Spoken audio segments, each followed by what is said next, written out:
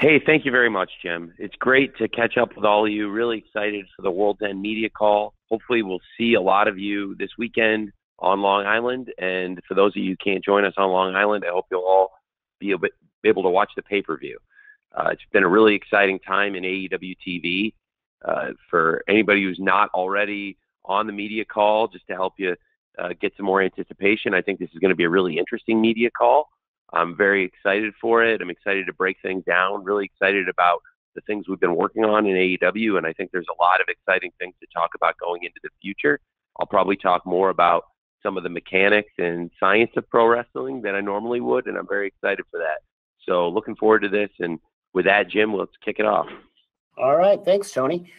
We're going to start with Phil Strum from USA Today Network, and after Phil's completed, we're going to follow Phil with Steve Fall from 10 Count. Phil, you're up. Hi, Tony. Thanks for doing this. As always, I'm looking forward to attending my first AEW pay-per-view this weekend.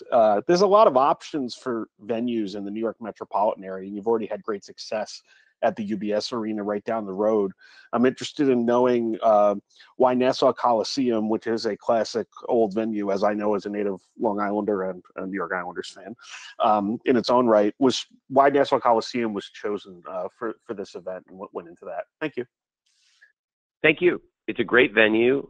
Nassau Coliseum has a lot of pro wrestling history. Also, the greatest ability is availability. And in this case, this is a perfect time of year to host a wrestling pay-per-view. We've had this great year debuting new events. Of course, more importantly and bigger than anything, AEW All In, going to Wembley Stadium and selling the most tickets in the history of pro wrestling and having this incredible event. And we built something really special there. We also added Wrestle Dream, which was something very, very cool and one of the best events we've ever done. And again, built a great new tradition with Wrestle Dream. And of course, last year, Forbidden Door was a tremendous debut for us. And again, Forbidden Door this year, incredible. And each of the last 2 years, Forbidden Door arguably has been the best wrestling event of the entire year. And now here we are going into our first ever World's End. I think we've shown when we add new events, we set a high standard. And in this case, I felt like going into the New York market, particularly Long Island, at this time of year would make a lot of sense. I think we've been proven right with the great success of the live event. Nassau Coliseum is a great venue. I've been there before, like you, to see the New York Islanders. I was actually there with friends for the last game the Islanders ever won at Nassau Coliseum in the playoffs. And it's a great venue. We've had great success at UBS Arena. Obviously, there is hockey coming up at UBS Arena, and I think this was really kismet. It was fate, and it was a great situation at Nassau Coliseum with its great history of pro wrestling. And for what's going to be a great event this weekend, that we would go there, and this is going to be tremendous. I'm really looking forward to World's End, and I'm glad you're going to be there, Phil. And based on the success of the tickets, it worked out really well for us. And as a pay-per-view, I can promise it's going to be a great show. Thanks. Thank you, Phil. Steve Fall from 10 Count, you are next. Jason Powell from ProWrestling.net will follow Steve. Steve, you're up. Hey, Tony, I'm excited to be there this weekend for the show. And I want to ask about the Devil, because this storyline has just taken over AEW. And was this inspired by the Black Scorpion in WCW? Plus, is there a reveal coming up? Because we're all waiting, and, is World End is going to be the place we're going to find out who the actual Devil is? Well, it feels like we're getting close to that point. And I do expect some big revelations and big moments at World's End. It's its own idea, and it's something that I'm excited about. I do feel like it's coming close to the culmination, and it does feel like the secrets will be revealed at World's End, and I'm looking forward to it. It's been very different than the other aspects of AEW, which I think that as I go on here and get into some of these more technical questions, I'm really looking forward to talking about the presentation of AEW recently and what we've done.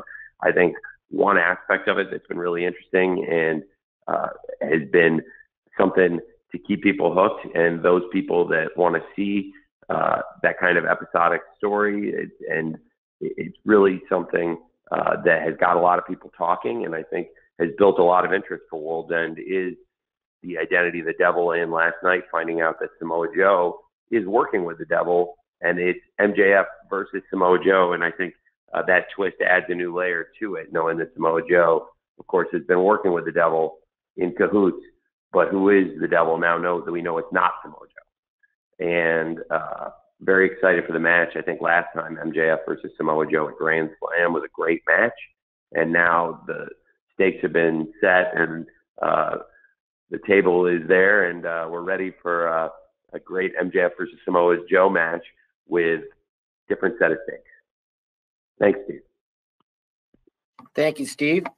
Jason Powell from ProWrestling.net will come next, and I'm going to follow Jason with a write-in from Kimmy Sokol from the Pop Break. Jason.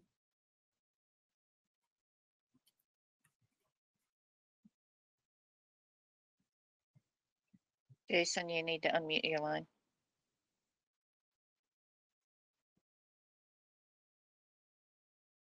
All right, sorry about that. It normally does it for me, but yeah, I just wanted to know, how would you label your long-term standing with Warner Brothers Discovery? And do you feel like you have viable alternatives for television partners if you don't end up doing business with them beyond the current deal? Yes, it's a great question. We have a great relationship with Warner Brothers Discovery. It's amazing now. We've been talking to them for several years. You know, this coming weekend marks the 5-year anniversary of the launch of AEW. And we announced the formation of the company on January 1st, 2019, and here we are days away from the 5-year anniversary of that. And Warner Brothers Discovery has been an indispensable partner throughout this journey. I'm very excited about the future of AEW and excited to work with Warner Brothers Discovery throughout 2024. And going forward after that, there's going to be a lot of exciting conversations about AEW media rights. It'll be a very exciting year, and a lot of things are going to happen. We have a great situation with Warner Brothers Discovery, and it's been a great year for that partnership. I think I'll be talking probably a good deal more about Collision on this call and maybe more about some of the wrestling aspects. But as a TV show, it's had a tremendous year. Recently, it's done very well. And again, I think I'll talk more technical and mechanics about why I think that may be and why that's so important. But Collision, tremendous first year, and that was a big step in the partnership this year to add 2 more hours of content. And you asked about alternatives. Well, we're under an exclusive agreement, and I can't say what the future of AEW will hold for certain, but I know that there is a lot of interest in pro wrestling, and judging by the market I've had with lots of interest in Ring of Honor, which I'm holding and looking forward to having extra cards to play later in the coming year in such a negotiation. And knowing that there's a ton of interest in ROH and that product right now from outside parties, and knowing that there's far, far more interest in AEW, multiple times more, and far greater rights fees out there for AEW in the future, I think it bodes very well in the market, knowing that there will likely be a lot of suitors for AEW and following what's happening in pro wrestling. And we'll find out for sure as we get closer to the end of the year, potentially. Although I have to say, it's really, really great working here at Warner Brothers Discovery. And if anybody came in, it would have to be a heck of an offer because we have a great thing going here. And I would, all things being considered, this is a great place to be. So I really do value the relationship, and I think it's in a great place. Thanks, Steve. Thanks, Jason. Tony, I'm going to read you a question here from Kimmy Sokol from the Pop Break, and then Stu Myrick from Sports Guys Talking Wrestling will follow Kimmy's question, which is, although only securing 3 points in the Continental Classic, how would you assess Daniel Garcia's performance in the tournament? It's a great question. I think Daniel Garcia tore the house down match after match, and I think what the Continental Classic's all about is having the best match you can have, putting forth the best effort you can, and trying to get better throughout the tournament. And I think Daniel Garcia came out of the tournament in a far better place than he went in. He's a better wrestler, and I know from talking to him, it's his greatest experience in pro wrestling. He felt like he came out of the tournament a much better wrestler. And for a young star like him now with so much upside, I think that's so great. And I love that aspect of it. And I think in addition to all the great matches, all the great stars, and now having a great block finals this week, having the leagues go on with a blue league final like Eddie Kingston versus Bryan Danielson, that was one of the best matches ever on Dynamite, one-on-one, and then also this incredible three-way match. They were so different from each other, and they were so great. And to have the Gold League final with Swerve Strickland versus Jon Moxley versus Jay White the same night, it was just two of the best matches ever on Dynamite in the same night, leading into one of our biggest pay-per-views. And I'm really excited for this weekend. I think Eddie Kingston versus Jon Moxley is a perfect final, and I think both of them throughout the Gold League and the Blue League, respectively, really earned these positions, and they have so much history with each other. I think this is going to be such an amazing match. I'm really excited about it. And then I have to say, with Daniel Garcia, he time after time throughout the tournament demonstrated to me personally, and I think to everyone in AEW and to all the fans, that he is a force to be reckoned with in the future, and that he will be a fixture in AEW, I hope, for a very long time. And as you said, even though he only earned 3 points in the tournament, there were 3 very important points in the tournament, and certainly he finished the tournament on a very high note. Thank you. Thank you, Kimmy. Stu Myrick from Sports Guys Talking Wrestling is next. Brandon Thurston from WrestleNomics will follow Stu. Stu?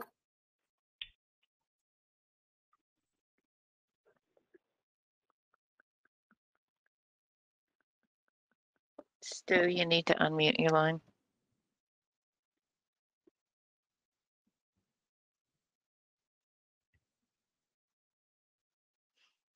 Stu, you do these all the time, man. You're on like every one of these, so. Oh, there he is. Tony, thank you so much for the time. Given the relationship between AEW and New Japan Pro Wrestling, I wanted to get your reaction to Hiroshi Tanahashi being named president of New Japan. Well, what a great question. I'm very excited about Hiroshi Tanahashi taking over as the new president of New Japan Pro Wrestling.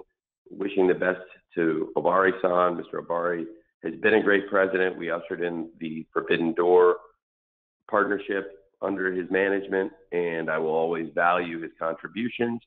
New Japan Pro Wrestling has become such a great international partner for us, and domestically too. We love working with them all over the world. And given all of our entanglements, I think it makes so much sense to have somebody that AEW has a very close working relationship with, and somebody in particular that is respected throughout the New Japan locker room and every wrestling locker room in the planet. And that is Mr. Tanahashi, pun intended, to a T. And personally, I've really valued my experiences working with Tanahashi-san. He's one of the smartest and most prepared wrestlers I've ever produced and worked with on multiple shows. We've had great matches working with him, whether it's Jon Moxley, MJF, Swerve Strickland, anybody that's gotten in with Tanahashi has had a great match. And I know everybody in AEW respects the hell out of Tanahashi, as does everyone in New Japan. And as I said, pretty much any wrestling locker room in the world, this is one of the most revered professionals, and it's for good reason. He is a great person, a great professional, a great leader, and he's going to be a great leader for New Japan. And I'm very proud to be partners with a company like New Japan Pro Wrestling with a president like Hiroshi Tanahashi. Thank you.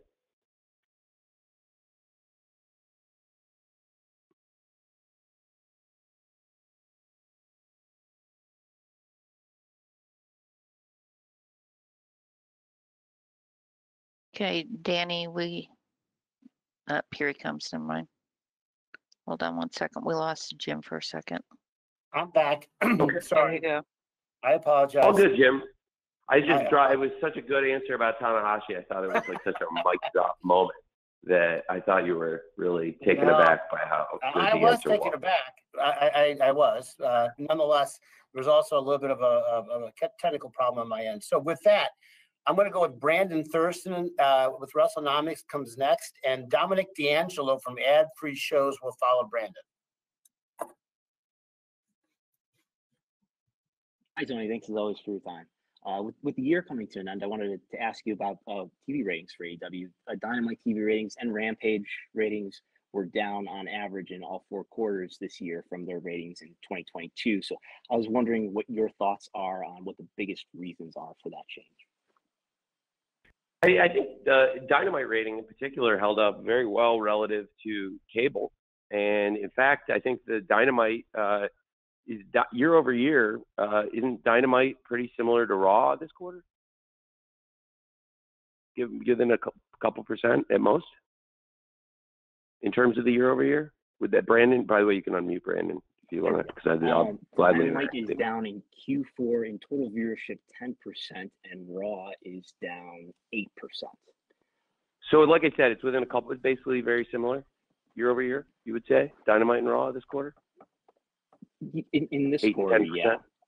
But in the demo, I do think it's been very similar, and I think it's cable in general is down. Obviously, those are the big cable products of both companies year over year historically. I know it's AEW. We've only been around 5 years, but that has kind of been our flagship show since the beginning. So, you say Raw is down 8% and Dynamite's down 10%. I think I was, and I had that off the top of my head pretty much. And that's very similar. And both of those are ahead of the decline in cable television. Cable television is down a lot more than 10% year over year. And both of us at Raw at down 8% and Dynamite down 10% are beating the hell out of gravity. And both of us are looking at a big pay raise this year for Dynamite and Raw. And Raw, having made $265 million a year last year, for them to get a pay raise, that's going to be a really big number for them. And for us, it's a lot of money too. Frankly, I think it's crazy with sports economics. You talk about these numbers and it's like, like $50 million wasn't a lot of money. It was a lot of money. We've been getting paid year over year for Dynamite, and it's going to be a lot more for us going forward. Both shows are probably due for a big rights fee increase, and frankly, percentage-wise, especially Dynamite, because of where we started and how we performed. So again, those numbers, and it's, by the way, I notice people talk about the Dynamite one a lot, but 8 and 10%, pretty similar numbers there. You don't hear people talk about the 8% as much, do you? And then if people bring up football, I would point out that this is versus last year's quarter, where there was football, and the quarter before, and the quarter before, and every quarter the show's ever been on in Q4, because that's Q4 every year. And I do have some points talking about football, though. When I get to the collision ratings, there's no year-over-year collision ratings history.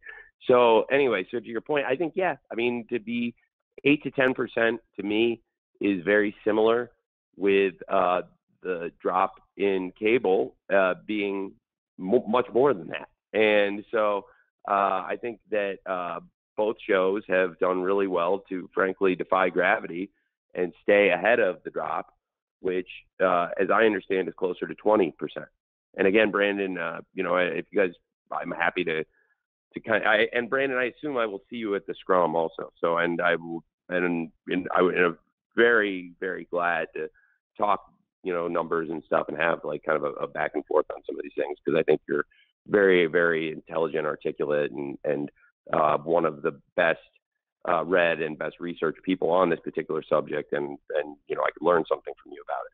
But I think it's fair to say, and thanks Jim for letting Brandon jump back in and unmuting him. I wanted to get that, because I was thinking that was about right off the top of my head. Those were the numbers I was thinking were about 8 to 10%, and so I think it's very similar. And I think, frankly, they would have the same answer, that when they're out in the marketplace trying to make that sale for Raw right now, actively in that same TV rights marketplace we all were just talking about, that I think we'd have the same answer there, that frankly, down 8 to 10% year over year is pretty good when the industry is down far, far more than that. Thank you. Thanks, Brandon. Dominic D'Angelo from Ad Free Shows is next. Dave Meltzer from the Wrestling Observer will follow Dominic, who's up now. Hey, Tony, can you hear me okay? Yeah. Hey, Tom. Oh, hey, good to talk to you again, Tony. Looking forward to the pay-per-view this coming weekend. Kind of wanted to get a gauge about your booking strategy as far as heading into 2024 when it comes to, I know at the All Out media scrum afterwards, you mentioned how kind of overworked you are, and you have Jimmy Jacobs helping you as an assistant technically and stuff like that. You doing football and soccer and everything like that. Kind of curious if you've reconsidered getting more of a booking team in order and seeing maybe how to delegate some more creative stuff to people behind the scenes a little bit. It's a great question. I mean, we have a great group of people right now in my office. Just as an example, yesterday you had a great group with Brian Danielson, Mike Mansouri, Will Washington, Jimmy Jacobs, Sanjay Dutt, Sarah Stock, and Dean Malenko, and several others that were in my office throughout the day at various points. And Brian had his match, and people were in and out. I think everybody had great points, and there were a number of other people. But I did come in with a lot of it, and I think we've been on an incredible run of shows. And this is a great this wasn't quite the setup I was looking for, so I'll see if I still get it. But I'm very excited to talk about the science of the booking. And I think in particular, recently we've had some of our best shows we've ever done.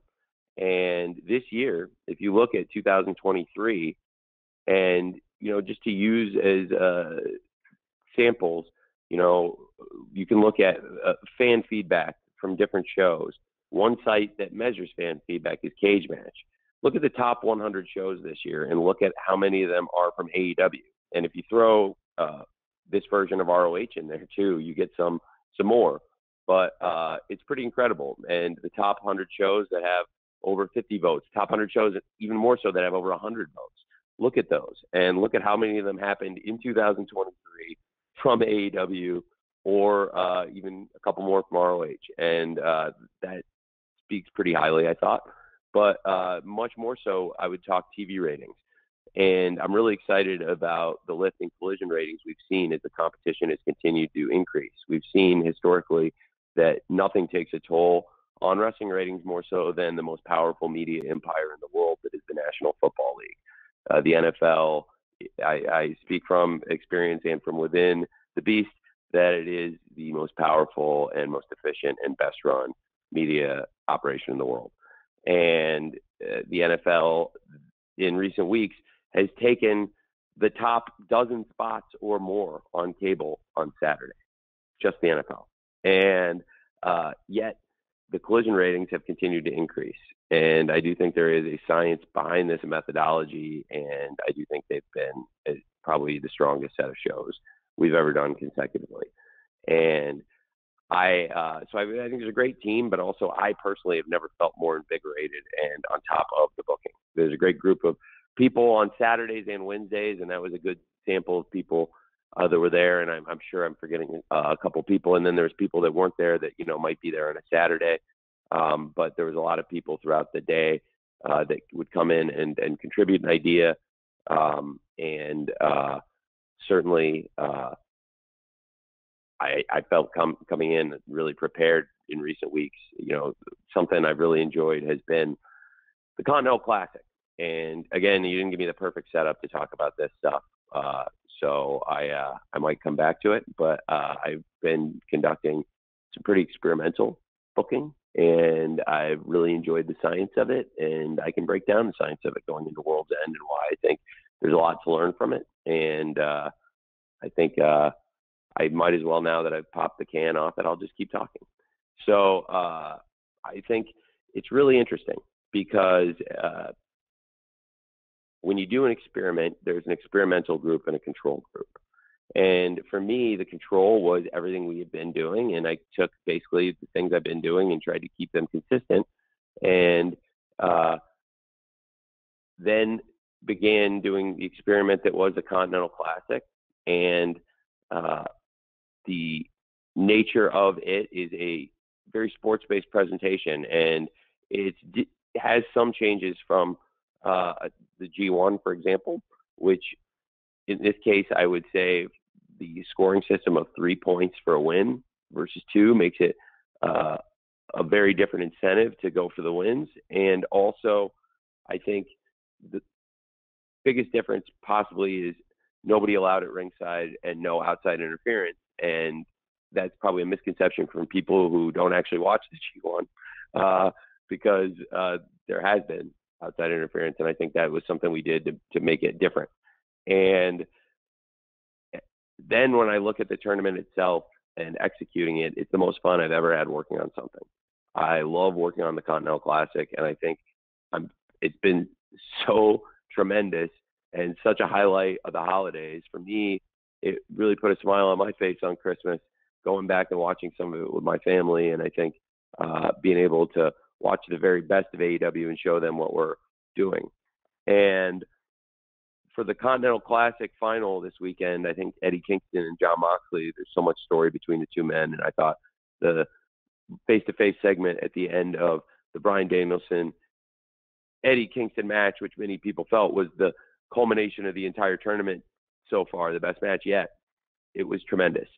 So when you do an experiment, you have an experimental group and a control group. If the control is what we've been doing and the things that have been on AEW and what we're doing, the experiment was increasing the allocation of this very meat and potatoes, sports-based, old-school pro wrestling at its finest, in my opinion, Continental Classic.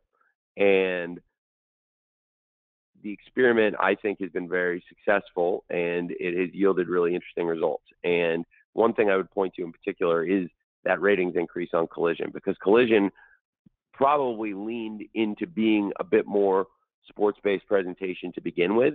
And now with the additional Continental Classic content, I think what we've been able to do and what I focused on with the booking of Collision that I think has probably been the best set of shows we've ever had and has really yielded positive, tangible results on paper that I can show now with the ratings increases in the recent weeks, despite the competition getting much harder, because there is, unlike other shows, there's no history of Collision, not only year over year because this is the first year, but then there's no history of Collision versus the NFL.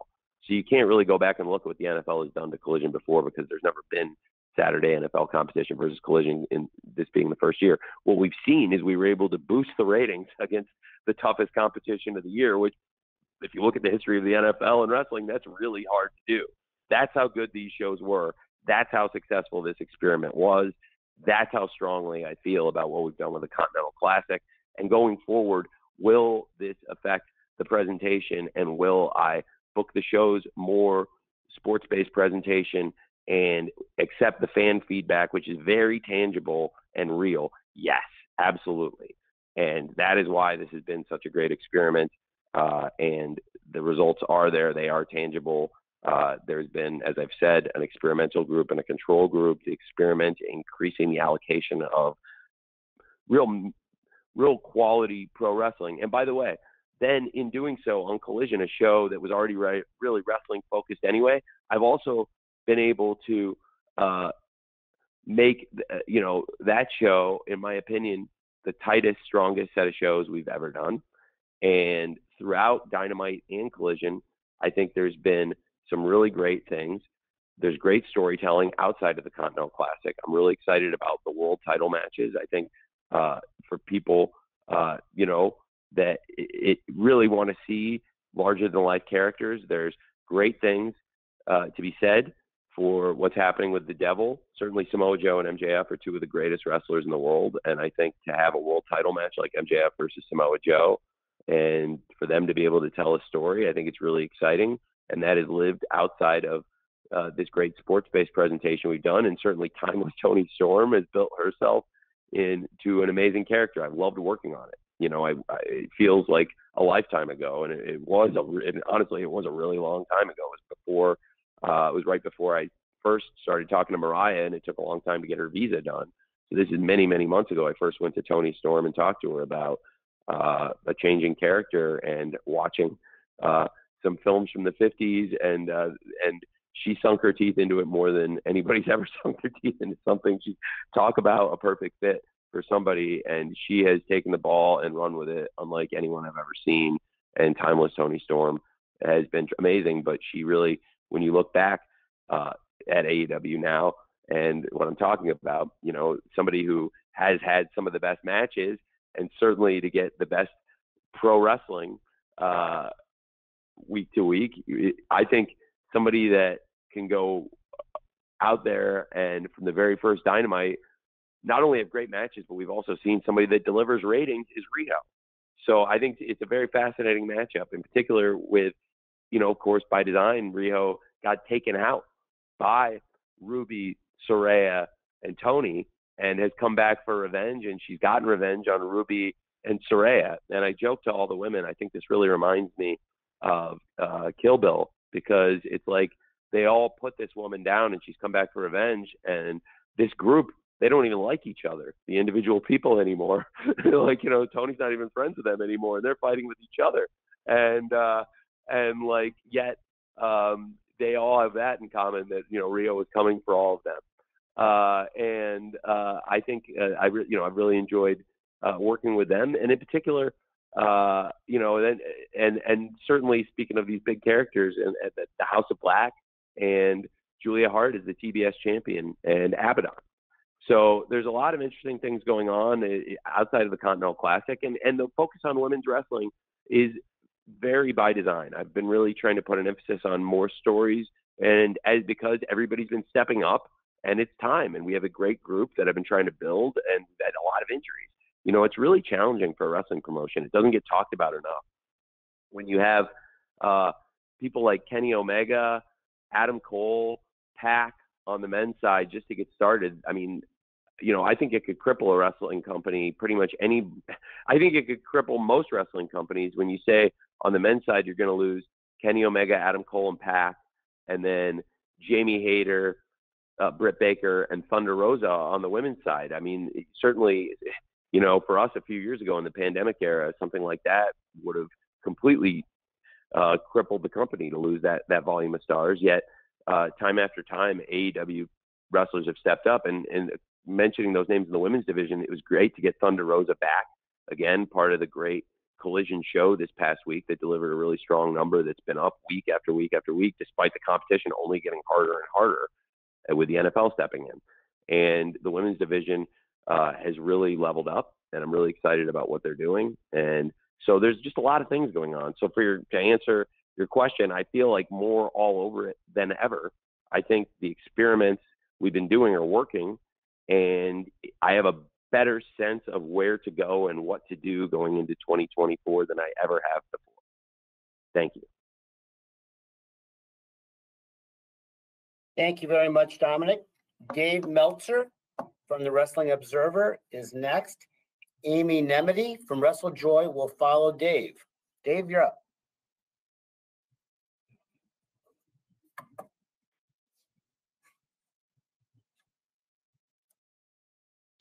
Dave, you're muted. Hey, Dave.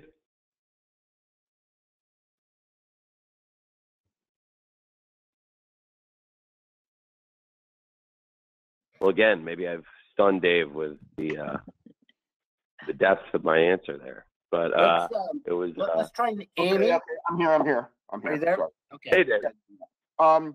Yeah, Tony, I just wanted to ask you. You know, there's been several key people who have either left or are leaving the company. You know, when it comes to the end of this week, I think, with Dana Massey and Raphael Morphy and QT, and also I was going to ask what the status is of Mega. But so, do you have replacements set up for these? Because obviously these are really major positions. You know, I mean, it's coincidental. Yeah, I have some pretty big things to announce going forward, and obviously it's a lot of people I really value. You said a lot of great names. I mean, I could write a book on each of these people. I really value them. I think when you talk about Dana, Raph, and QT, each of them has been with us since the beginning and made huge contributions to the company. And well, you know, it's really very challenging to have people like that step away. But I think the company's growing, and I'm very excited about what we'll be doing in 2024. I just, I think right before, you asked, I just kind of wrote a book on the creative side in terms of giving a long answer about things I think that are strong, and some of the pro wrestling and some of the larger than life characters, and the mix of them, and the experiments we've been doing on the TV side, and I think what has been very successful. I believe that on the business side and on the operational side, the company continues to grow. I have certainly been looking at making more hires and growing the company, and I'm working on stuff I'm really excited about. And at the end of the year, of course, not unusual sometimes in businesses for contract things to expire December 31st at the end of the year, and new cycles to start January 1st. And just like the name of the pay-per-view, this Saturday night, World's End, it's going to be a new group, and there'll be some new things happening, and I'm really excited about it. And I would be remiss not to say I'm really grateful for all the contributions of the people you just mentioned. And, going forward, I think we'll have some exciting things to announce, and I'm looking forward to that, but definitely working on some cool stuff to try to continue growing the company, both on the wrestling side, most importantly, in my opinion, and on the business side. Thank you, Dave. Amy Nemedy from WrestleJoy is next. Bill Pritchard from WrestleZone will follow Amy. Amy, go. Hi, Tony. Can you hear me okay? Yeah. Okay, Hey. Great. So I actually just shouted, yes, when they called my name, because the way that this call has gone on and the information that you've given has sort of changed the questions that I wanted to ask you. I initially had a ton of facts and figures for the women's matches heading into it with neat storylines around it. But instead, what I'd like to ask you about is the women's division overall as a whole this year. It's really been on fire. You've got Athena, you've got Toni Storm, Riho, Julia Hart, Chris Statlander, Willow, Sky Blue, Saraya, Ruby, Sheeta. The list goes on. And of course, Abaddon heading into this TBS match at World's End. Can you talk about the changes in the booking for the women's division this year, as well as some of the standouts that you've had in storylines, character development, matches, etc.? Thank you. Yeah, thank you. Thank you very much, Amy. I hope I don't reiterate or run over any of the same things I was just talking about, because as I said, I was just complimenting some of that work moments ago, and I feel really strongly about the work that the women are doing. We just recently had ROH Final Battle, where Athena and Billy Starks tore the house down, and time after time, Athena's done that on pay-per-view. Athena in Ring of Honor has been a great wrestler, great champion, and is somebody who's capable of having great matches in any promotion in the world, and somebody I feel really, really strongly about. And then Billy Starks, of course, has had this amazing rise as an 18-year-old, now 19-year-old star. And I think Billy Starks is somebody who has achieved so much in a really quick time, and really love the work I've done with them and the work they've done together on ROH. And then talking about AEW and focusing on this Saturday, World's End, really very proud of Timeless Toni Storm. And as I said, to have somebody that has become a great champion and is a great wrestler, but has also quickly become one of my personal favorite characters on television. And I think, it's a true statistic that AEW fans have very desirable demographics in terms of being above the median TV viewer in terms of income, and often various demographics that are desirable to advertisers. So I think that when you have one of the more highbrow characters in wrestling, and you have something as unique as TCM's Ben Mankiewicz coming in and doing the introduction and giving it such a great effort and making it a tremendous opening for Timeless Toni Storm, that's a great sign, in my opinion. and that TCM signs off and gives it their signature of approval, with TCM being so prestigious. And of course, I mentioned Rio coming back has always been a great wrestler for us. And whenever Rio is in America and available to wrestle, I want to work her into the stories. And it was also why I felt strongly about the Outcast at the time being the ones to take out Rio, so that by when Tony had her transformation into Timeless Tony Storm, we could have this great championship match, and Rio would be back for revenge against Timeless Tony Storm to have this awesome match, because Rio is somebody that has delivered at the box office for us time after time and always has great matches. And the crowd is behind. And you heard that at Dynamite with the crowd chanting Rio, Rio. And then talking about Julia Hart and Abaddon, what a great TBS championship match. I think Julia Hart has become one of the most interesting champions in wrestling, and I'm very excited this Saturday about her match with Abaddon. And when it comes to Abaddon, they've come back to AEW in much better condition and become a great part of the show. And I was really excited about their segment. I thought it was a great way going into the pay-per-view to add some additional momentum into Abaddon Julia Hart, which has been building for weeks and is a very exciting story. People are, like I said, excited to see Abaddon again. They've come back to AEW in great condition, and it's somebody with a lot of potential. And I think Abaddon would be a great TBS champion, and they'll be facing a great TBS champion in Julia Hart, who has stepped up and done so well in the spot so far. And that's a match I'm really excited about. And then speaking of Julia Hart, it's something to keep an eye on now with Julia Hart's budding relationship with Sky Blue, which has been building for months. That story has been something to follow. That's in a great place. And then, of course, that all led to an exciting return also for Thunder Rosa, stepping out of the commentary desk, returning to the ring. So there's so many exciting things happening. And you mentioned some of the other great stars, Soraya and Ruby. Interesting to follow what's next for them. And Harley, maybe they're taking on a personal assistant. A lot of other great stars in the division, former world champions like Hikaru Shida and Nyla Rose, and a lot of other great wrestlers. And last night I thought Chris Statlander, Sky Blue was an excellent match. Chris Statlander, really excited about her. She's been a great TBS champion. And now something to follow, I think, is Chris Statlander and Willow. I think they are great friends, and I think that would be a great one-on-one match to see. And then I think Willow in particular has had an amazing year, winning the Owen Hart Foundation tournament, and had a great match with Athena, tore the house down.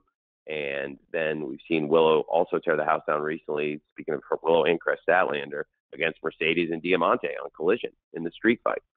So many great names, so many great fights happening in the women's division, which is in, I think, the strongest place it's been. And imagine how much better it's going to get, because I plan to be very active in free agency, and we have great names coming back like Dr. Britt Baker, DMD, and Jamie Hayter, great world champion who was the top star in the division at the time she was injured, and certainly going back to Wembley Stadium, London this year. That's going to be so huge for us, potentially getting Jamie Hayter back in the division, which I believe right now is in the strongest place it's ever been. And when we get those big stars back, and if I am as active in free agency as I have the ability to be, then I think things could get really exciting. Thank you. Thank you, Amy. Bill Pritchard from WrestleZone is next, and he will be followed by Amir Rahman from Power 88.1 FM in Vegas.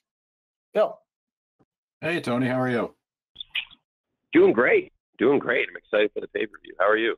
I'm equally as excited. I had a question about Kenny Omega. Obviously, the injury impacted the tag match that it looked like it was building to. Can you speak to how much it had an impact on the rest of the card, and if it moved up Sammy Guevara's return at all? It affected a lot of things. It affected a lot of stuff. When you lose a star like Kenny Omega, the dominoes start to drop, and that's a great question, and it's something people don't think about as much, that when there's an effect on things that can affect people all over the show in different places. So I think that's very intuitive. And Sammy is somebody we're really excited about. And of course, Sammy has a lot of great history to mine. And there's always something to be said for having a huge star like Sammy Guevara returning from injury.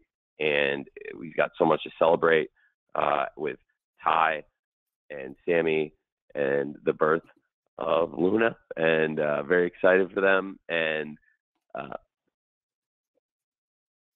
when it comes to Kenny Omega, I think your instincts are tremendous. It does change things a lot. And what I'm excited about is how strong the card is and how many great things there are when you look at a pay-per-view that has,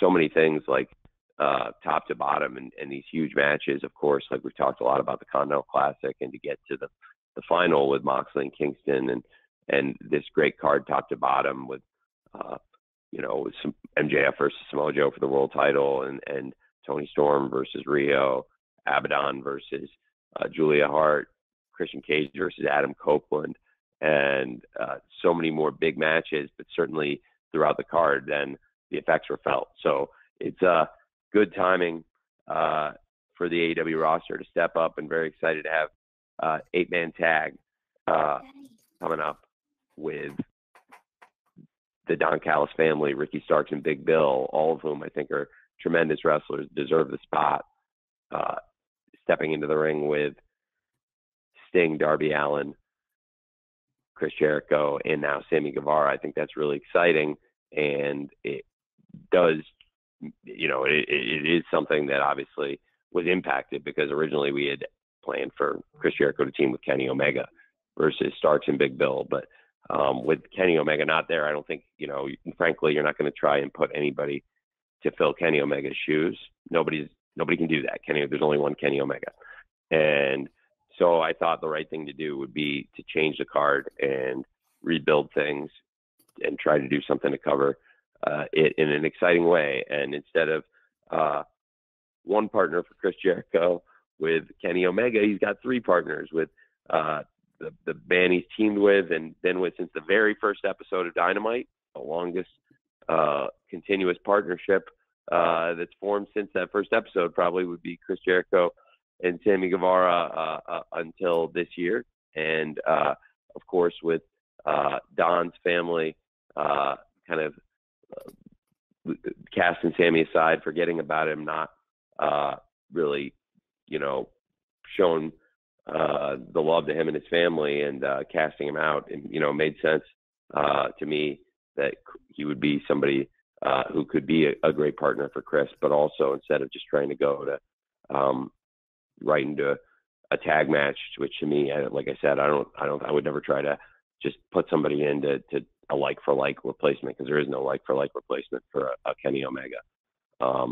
Best thing to do to me is to not have Sammy, but also to bring in Darby and of course Sting, and now get more people involved. But also this can be a great moment for the fans in New York, because this will be for a lot of fans in the state of New York, this will be the last chance to see Sting. So I'm very excited about that, and I think there's a lot of things on the top to bottom about this card really that I'm thrilled about. But certainly one of the things I'm not thrilled about was that we lost Kenny Omega off the card, and I think everybody's done a great job to step up, and thankfully we have a great legend like Sting in the chamber to come in and help us switch things around. Thank you. Thank you, Bill. Amir Rahman from Power 88.1 FM in Las Vegas is next, to be followed by Chris Mueller from the Bleacher Report. Amir. Hi, Tony. I was there at Grand Slam. One thing we've seen is you know how to dance. You did do the dance with Daniel Garcia. My question is that, All In happened in London. You guys had 81,035 attendance. With other wrestling companies doing shows in Puerto Rico and France, are you looking to have another pay-per-view, not in London, but say in France as well, and Germany, or you just focus right now at London for All In? Well, we're very focused on London for All In, and I think it's really important to have the attendance from fans all over Europe. And you mentioned France and Germany, and we had many fans from France and Germany. I talked to them. Not every single one I wasn't able to speak to, but I talked to a lot of them around that weekend around Wembley. And there were people from all over the world, including a lot of the great European fans who came to Wembley Stadium, which is, in my opinion, the mecca of sport. And it's certainly a very exciting opportunity for AEW to visit France and Germany and do shows and tour. I think it's important for us to also represent to everybody what it meant to us to have fans from all over the world attending at Wembley Stadium and what the multi-million-dollar gates represent. You know, we had a gate of $10 million for this event, and it gets lost in perspective sometimes, but it's such an important milestone in wrestling to do a $1 million gate, to do a $10 million gate. It's 10 $1 million gates in one night. It's 50 $200,000 gates in one night. And the $200,000 gate's a pretty good house. It looks good on TV. It's a good crowd. And so I think it's pretty historic what we've been able to do in London, and now to go back again and have All In 2024 be in such a great place now and have ballpark 5 million in tickets already for an event that is, you know, still 8 months away. It's pretty cool. And tickets continue to sell, and the excitement continues to build for AEW All In Wembley Stadium. I think eyes of the pay-per-view world this weekend are going to be on AEW World's End, and certainly we'll keep advertising, pushing London Wembley Stadium. And to us, it's really important to have the support of the fans from France and Germany. Certainly, they are great markets for us to tour and try to take that next step potentially in the future. But I think there's a lot of focus right now trying to make sure that our return to London is very successful, because that's been a great step for us. And certainly, not only in just my opinion, but I think the history books will show what we've been able to build in London is one of the greatest achievements in the history of pro wrestling. Thank you. Thank you, Amir.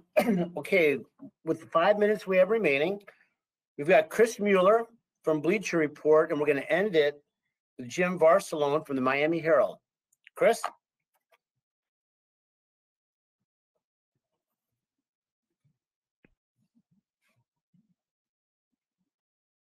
Hey, Tony, can you hear me? I hear you great. All right, great. So, looks like we're finally going to get to see Swerve and Keith Lee step into the ring and kind of settle things here. I was wondering if you could talk about why it took so long to get to this match and whether there were any challenges you dealt with along the way of getting this booked. Yeah, absolutely. I think it's the right time, because now Swerve, first of all, for both of them, I'll start with just because last night, the Continental Classic Gold League Final, I thought was one of the best matches ever on the show, in addition to the Blue League Final, which was also one of the best matches ever on the show. And to have all that in one night, it's pretty amazing. And across these past few weeks, it's been some incredible wrestling, and Swerve on Dynamite in the Gold League has been tearing the house down, pun intended. It has been Swerve's house, and he has torn it down. And he continues to rise and rise as a star in wrestling. I'm very excited about the match, and in particular, the timing of it is by design. We've been trying to build both men. I think Swerve has had this meteoric rise, unlike anybody in AEW or anyone in pro wrestling. It has been very organic, and he has earned the position. Last night, we were in the venue where Swerve debuted. He had his first ever AEW appearance. He arrived in Orlando at Revolution 22 in the same arena. So when I first saw Swerve, when I first walked up to him, you know, I remember being in that arena with him And it was the first time we've ever worked together, even though we met outside of the arena when I talked to him about signing him, because he's somebody I felt really strongly about. And Keith Lee, somebody else I feel really, really strongly about. Keith Lee, tremendous presence. I'm really excited that he has had this resurgence, and he had a great match with Brian Cage recently. He's had a series of great matches. I've been so enthusiastic about AEW Collision, and Keith Lee being presented regularly on Collision is something I love, and something that has been very successful for the show when you look at, as I mentioned, the great ratings growth we've had and the great success of Collision in recent weeks, rising in the ratings despite the competition getting undisputedly tougher and tougher with the specter of the National Football League appearing. And I think that Keith Lee is a great star, and Keith and Swerve had been a tremendous, tremendous tag team, and they were involved in some of my favorite matches, including when they wrestled the Acclaimed, and when they first won the titles at Dynamite. I think Keith and Swerve together were a force. It's a match people have wanted to see. I joke to people, it's like it's something I have in the chamber for when I need it, like the Sopranos with the Russian, except the Sopranos you never actually found the Russian in the woods. Now, that might have been for the best to leave him in the Pine Barrens, leave it a mystery. In this case, I really wanted to do the match, and it's something you keep in the chamber for when you need it, because for us, coming out of the Continental Classic, Swerve is on fire, and I thought it would be perfect to go into World's End with Keith building the chase. He's had these great matches recently. We didn't know who him was, even though I think we all suspected who him was. And, he's been talking about him. And we've seen Keith go to the incredible Ring of Honor Final Battle show, which was such a tremendous event. Keith, of course, is from Texas, has a great history in Ring of Honor, and in particular has a great history with Shane Taylor. So I thought Keith and Shane Taylor had an excellent match. And we found out that Shane Taylor still wasn't the one Keith was looking for. And then Keith had this tremendous match with Brian Cage on a really successful show on a great Collision. And again, Brian Cage wasn't the person he was looking for in the end. I think when you remember, it was there in San Antonio. Speaking of buildings with significance, it was there in San Antonio where Swerve had put Keith out with the Cinder Block. So looking at the schedule and building out the calendar, knowing where we were at with the Continental Classic, that's going into World's End this week, and also realizing Swerve and Keith where they're at. This has been a resurgence for Keith, and Swerve is on this meteoric rise. Both guys really have been doing tremendous, and for the company, it's a great time to go to the match coming out of the Continental Classic, and with Keith having some great matches recently, with Swerve having some great matches recently, both of them looking for the dance partner, but also by design. Frankly, I think that the timing is right, because had I gone to this match at another time and place, I wouldn't do anything differently in terms of what we've done with Swerve. I think it's been perfect. I wouldn't change a thing. He's perfect. And so now I believe he faces his toughest test, and a test we've been looking forward to for a long time, and it's built interest. And I think certainly it's a match I've wanted to see for a really long time. They have faced off before in tag team competition. They've teamed up, but this will be the first one-on-one match, and fans have really been looking forward to it.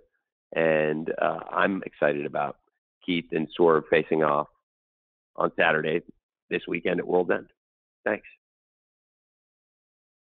Thank you, Chris. Tony, we're at time. Do you have time, though, to take care of Jim Barcelona from the Miami Herald? Oh, yeah. Please. Okay. I appreciate Jim, it. you're going to wrap it up for us. Jim, you're up. You ready to go? Yes, thank you all. A very good show last night in Orlando. Live crowd was really good. I want to ask, you mentioned Continental Classic, obviously, big thing at World's End. And I'm curious, with the success that you've talked about with it, and even some of the ratings numbers with it, Is this something now that you'll look at, hey, let's try this with a women's Continental Classic? Well, absolutely. I think there's different types of presentation. I think I've talked a lot on this call about why I think the Continental Classic has been a great presentation, and also why a lot of reasons why a lot of our top women have really stepped up, and we're having a lot of great success recently. And I think there's been a lot of folks that have tried to put on our women's wrestling and focusing on the biggest strengths of the people in the division. And, you know, working in the NFL, where you see this week to week scheming in games and people trying to focus on what the strengths of their players are and focusing on the weaknesses of their opponents. And I believe it's a really important thing to do. And I think for this, focusing on the strengths of our wrestlers and the strengths of our wrestling program, the Continental Classic has been a huge success. And I think we've had a lot of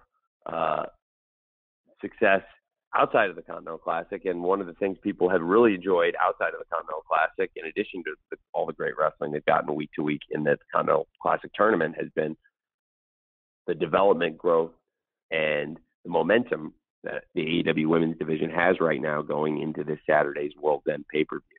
I intend to keep it going, and I'm very excited about it myself. I really believe it's very tangible and real. And certainly, you know, there's a lot of exciting possibilities out there. And I will continue trying to develop all the talent. And the Continental Classic has been a rousing success. And outside of the Continental Classic, I think I'm going to try to continue what I think has been really successful to nurture and develop and grow, and now build this great heat momentum around the women's division of AEW. Thank you, Jim. Thank you, Jim. Tony, we are at time. Do you have any closing thoughts? Thank you, Jim. Yes, I really appreciate all of you very much. Coming to the end of the year, this is the first time we've done this, the holiday week. I appreciate everybody joining us during the holiday week. This is a special time of the year. I wanted to add a wrestling show, even though for some of us it means more work. For a lot of people, it'll mean another nice experience at home, more time watching wrestling, either alone, and it gives them something to do around the holidays, but also for a lot of people who like watching wrestling with their friends and family, like I was growing up, it gives another reason to have your friends over during winter break and watch a big show this Saturday like AEW World's End, with so many great things to look forward to. And I really appreciate all of you coming and covering it, as I said, during the holiday week, giving us your time. I hope this was somewhat enlightening. And for anybody I did not get to, I tried to answer as many as I could and stay with you here and give good answers whenever possible. And I think that your questions, I really appreciated you all being here and asking such great questions. And if there's anybody I didn't get to who's available, I'd love to see you at World's End, and I'll stay as long as I can, try to answer everybody's questions for everybody who comes to the event. And again, very grateful. And I hope for all of you celebrated. You had a great Christmas. I know I really enjoyed it at home with my family, and I hope all of you had a great holiday season, and wish you all a happy new year, and hopefully see a lot of you this weekend at AEW World's End on Saturday on Long Island. Thank you very much. All right. Thanks, Tony. And